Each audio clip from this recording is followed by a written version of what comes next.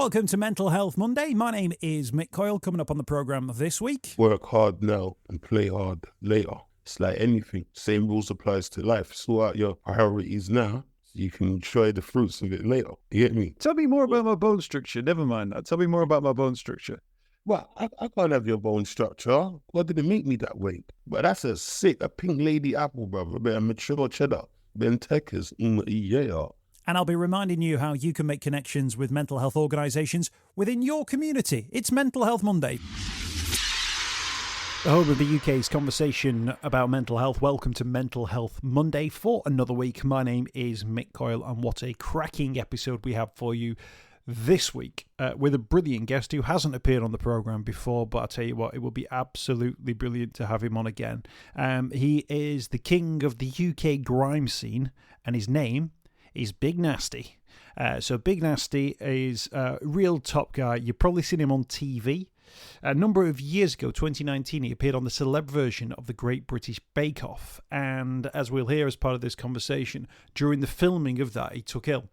And when they did the assessments, they looked at his lifestyle, the things he was going through, and he was told he had to make changes, and he came to learn himself that he had to make changes. So this conversation is about those changes that he's made in the last 5, 6, 7 years, the difference it's made to his life, and the new outlook that he's got in life. There's some very funny stuff in here as well about him showing me his guns over the over the webcam, and also inviting me down to his gym to take part in his mixed martial arts sessions. I'm sure we'll make that happen at some point in the future. But there's a lot in this conversation, and yeah, it's a real insight into the mindset that he had before, but also the difference that he's made now. Now, obviously, losing weight, getting physically fit plays a big part, doesn't it, in terms of your mental health and how you feel about yourself. So it's brilliant to hear that he's in a better place now, that he's even trying new things, as we'll hear with the pink lady and the mature cheddar cheese. That's still to come as part of the conversation too. And there's some really, really funny stuff in here too as well. So it's a real pleasure to hang around with Big Narstie this week. He's our guest on Mental Health Monday. He's got a new podcast which is called Life Gains, which is just about to launch, and we will get some links to that in the podcast notes so you can tap into that one too. So funny, some of the stuff though. Really, really top guy. Really enjoyed the conversation. Big Narstie on Mental Health Monday. And we started off by talking about that moment that he realised that things needed to change. My moment was, I think maybe 6, 7 years ago. I collapsed on Celebrity Bake Off after doing the first filming. And I basically ran my body into the ground previous. I did a 2 weeks university tour beforehand. Not sleeping, 9 days, only 8 hours sleep, just partying. You get what I mean? It's a fool's game. And yeah, I found an exercise and a lifestyle what I liked. I've always wanted to be a ninja from a kid. So being able to do like martial arts and live out my fantasies is to wear costumes and like it's right up my street. Do you know what I mean? So like this 7 years journey of me being healthy and starting to exercise and doing things, it didn't feel like a chore. It just felt like I found the new lifestyle what I like. So it's something what's maintainable.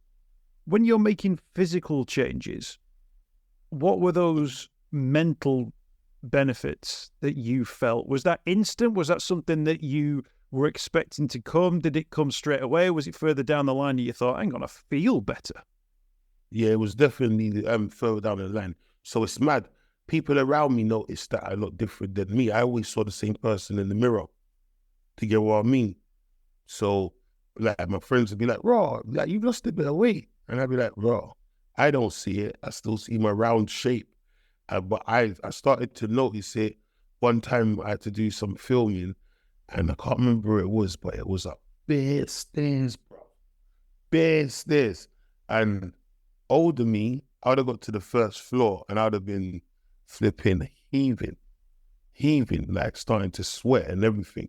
And the fact that I could walk up like 4 flights of stairs and weren't panting, I was like, raw. Do you know what I mean?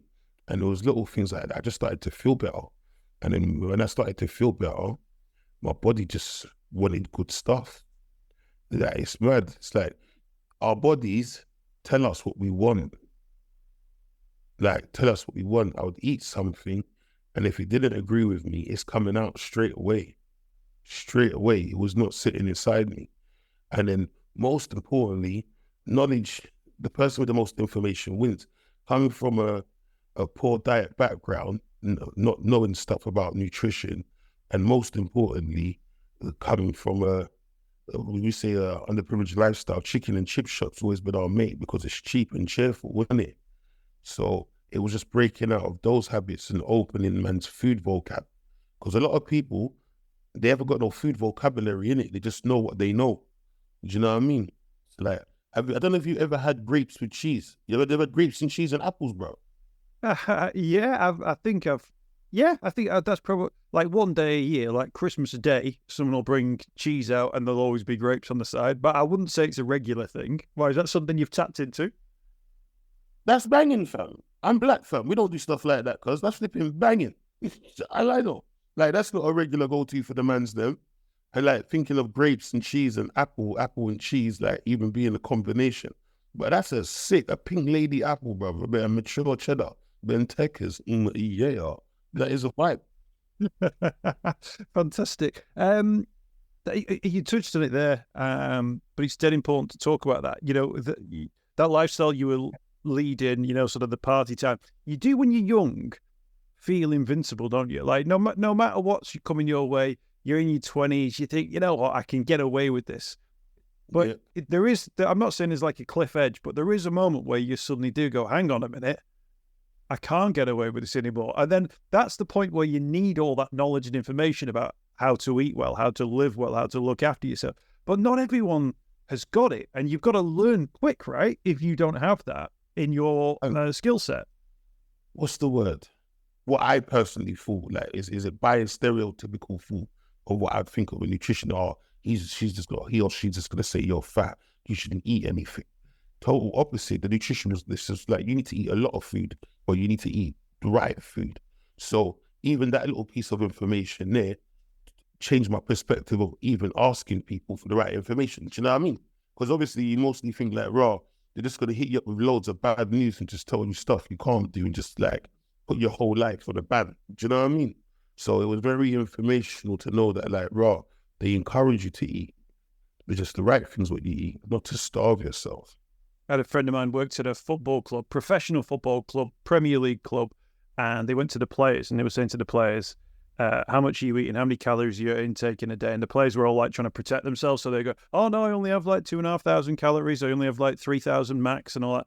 And they were saying, you're professional athletes. You should be having 6,000, 7,000, 8,000 calories a day. And they were like, oh, right. Like, yeah, yeah, right. But it was, they were professional athletes. They should have grown up in a world knowing what you've got to eat and how that can make you feel better and how it can improve your performance and all that kind of stuff.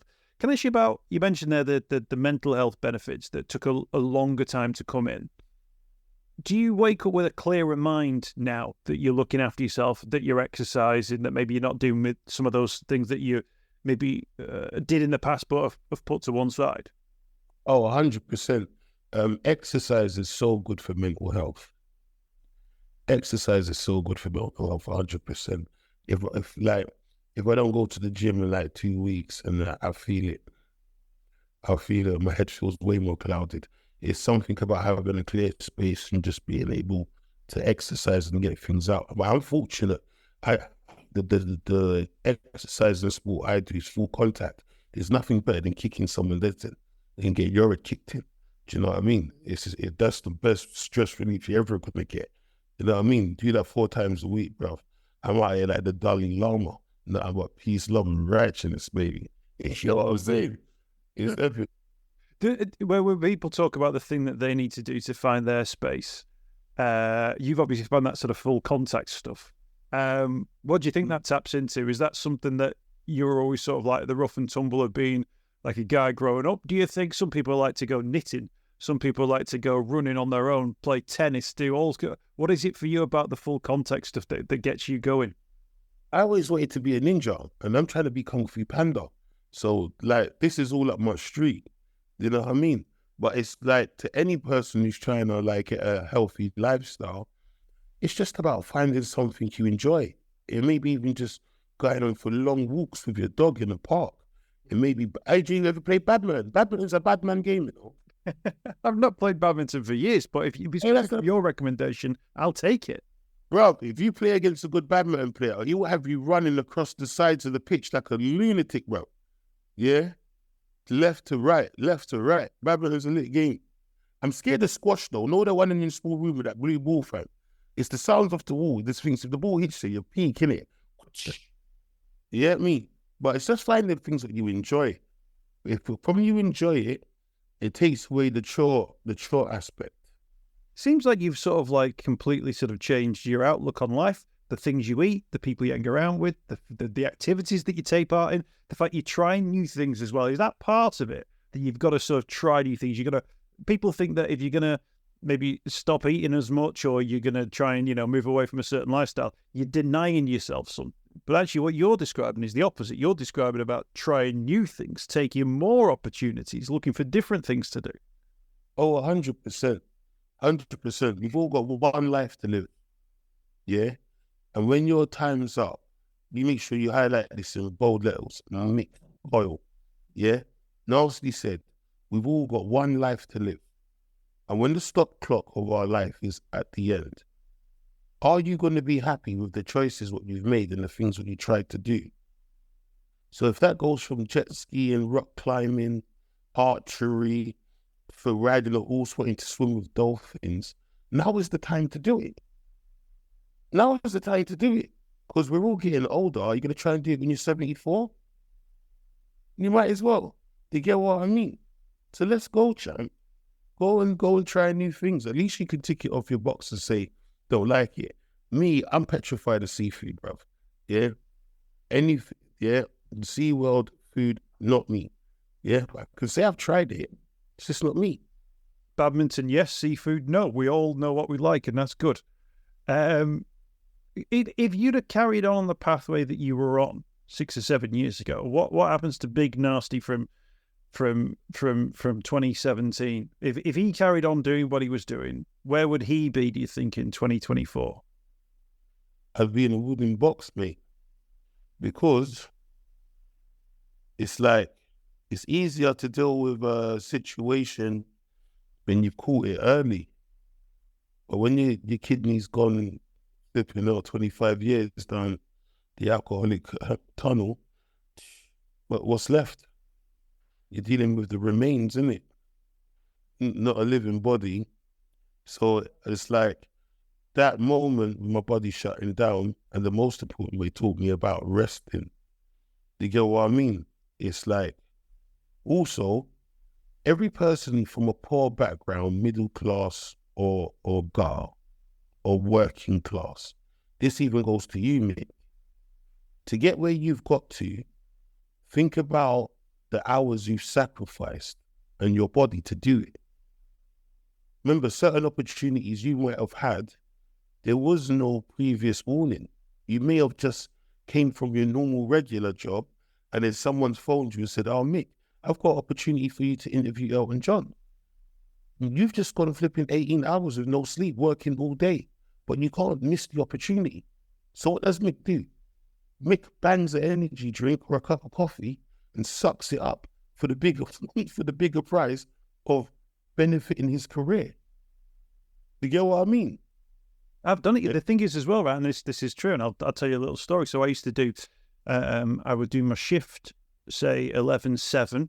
I'd read the news on the radio. Then I'd go 7, I'd get in the car, I'd go to the rugby league, and I'd cover the rugby league game, full reporting, till 10:30.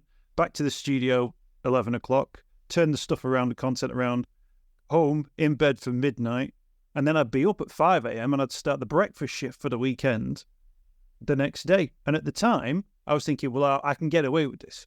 But the idea of doing it now, I would say, no, impossible. There's no way I can do that physically. There's no way I can do it. And I wouldn't put myself through it mentally, knowing that I don't get that cut-off point. And I think that comes with age, and it comes with learning a little bit of responsibility to yourself, doesn't it? To say, you know what? No. But you had to do that to get you to this position. You had to be Mr. Muscle and do the jobs they hate. You get what I mean? Like, now you've done that, you've given yourself an opportunity to have a decision to say no. But like, beggars can't be choosers at the beginning. We're all trying to get our name out. We're all trying to get relevancy to build our profile. So we have to just do all the grave shifts. And in the process of doing all of this stuff, if you're not looking after your body, if you're not eating right, if you're not sleeping, you get what I mean? You get to the stage where, like me, I was thinking at one stage in my life, I'm going to be really successful, but on the bed and not being able to use to live any of the perks of my hard work. All my children, yeah, and my family are going to reap the benefits more than me. The new podcast is called Life Gains. It's about learning those lessons, isn't it? People sharing their stories, and actually you thinking, actually, what were those things that I can take from that and I can apply to what I'm doing? Because everyone's life is completely different, isn't it? But actually, if you tap into a little bit of something from somebody else's journey, that can make a big difference. You know, that one little change that you hear that person does, you think, I could maybe give that a go. I can really change the way you think about yourself and the way you feel about yourself. 100%. 100%. I remember, we're all people just trying to navigate our journey. Yeah?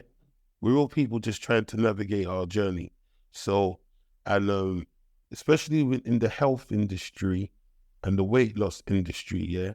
Remember, we're coming from an institution of marketing things in a way where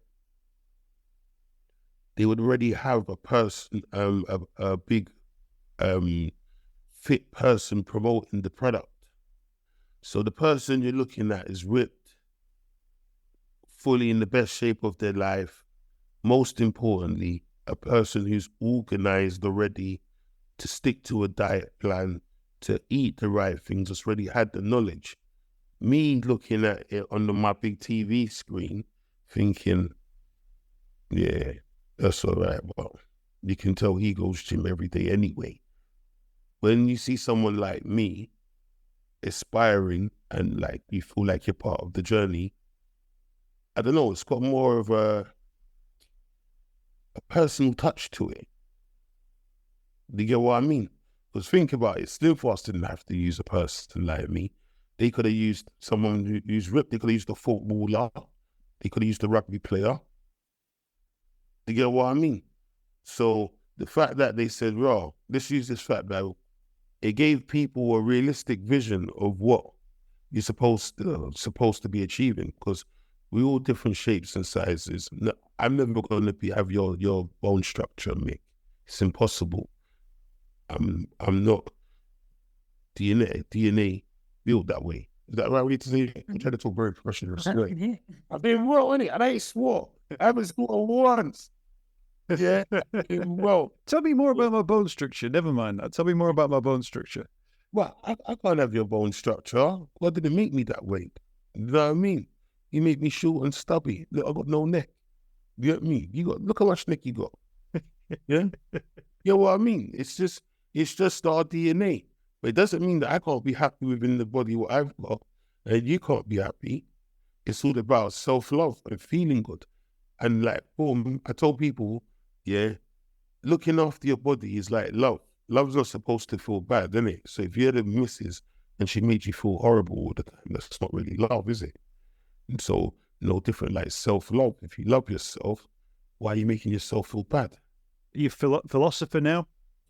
You've always been because of the work you've done as well. But you've got to change that. Do you sort of see that world from a slightly different perspective now? Do you see the world where you've got to think long term, medium term, as well as short term? We can all think short term when we're younger, but actually you've got to start thinking, where am I going to be at? And what's that sort of thing and advice that you give to people now about just looking after themselves and thinking about themselves in that bigger picture? I'll definitely say work hard now and play hard later. If you look after yourself now, you can enjoy yourself later.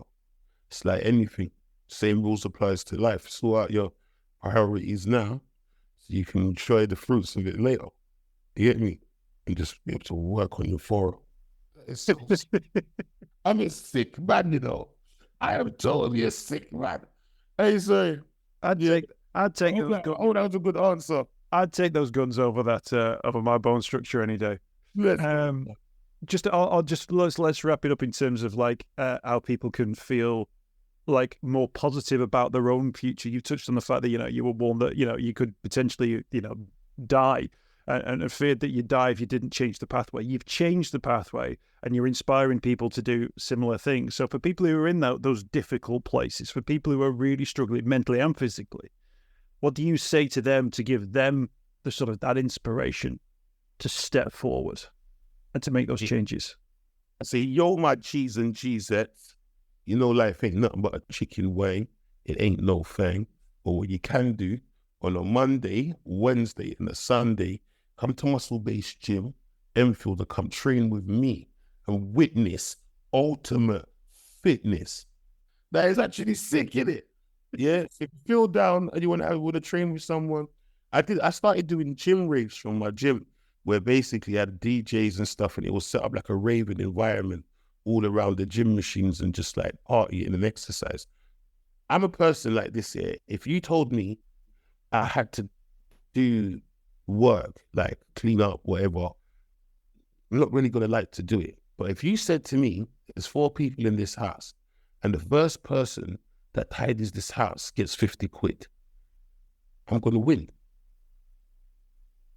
Cleaning and has now become really exciting to me. I'm going to use the Hoover before you. Yeah, I'm going to do everything before you because I'm going to win. Now we just turn a normal cleaning your house into a game. No different like exercising or fun. If it feels fun, then it doesn't feel like a workout. Yeah, a slut drop is still a squat.